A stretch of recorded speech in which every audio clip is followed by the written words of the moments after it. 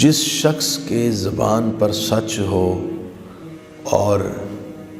حلق سے لقمہ حلال اترتا ہو، وہ اگر اپنی زبان سے یقین کے ساتھ قرآن مجید کی آیات پڑھے تو حیرت انگیز تاثیرات کا ظہور ہوتا ہے۔ قرآن مجید کی 2 آیتیں آج آپ کے سامنے پیش کر رہا ہوں۔ ایک سورہ توبہ کی آخری آیت، حضرت ابو درداء رضی اللہ تعالیٰ عنہ سے روایت، نبی اکرم صلی اللہ علیہ وآلہ وسلم نے ارشاد فرمایا کہ جو شخص صبح 7 مرتبہ اور شام کو 7 مرتبہ یہ آیت پڑھے تو وہ یقین رکھے دنیا اور آخرت کے ہر کام کے لیے اللہ تعالیٰ اس کو کافی ہوگا،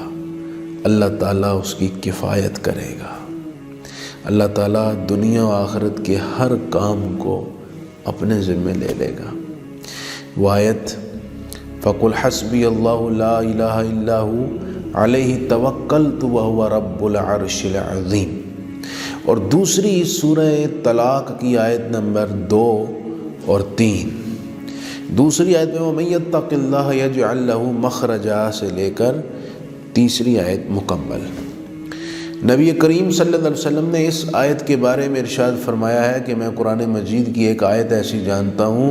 اگر لوگ اس کو لے لیں تو یہ آیت ان کے ہر کام کے لیے کافی ہے۔ کوشش کیجئے، معمول بنا کر دیکھیے، آپ کو خود اس کی حیرت انگیز برکات آنکھوں سے نظر آئیں گی۔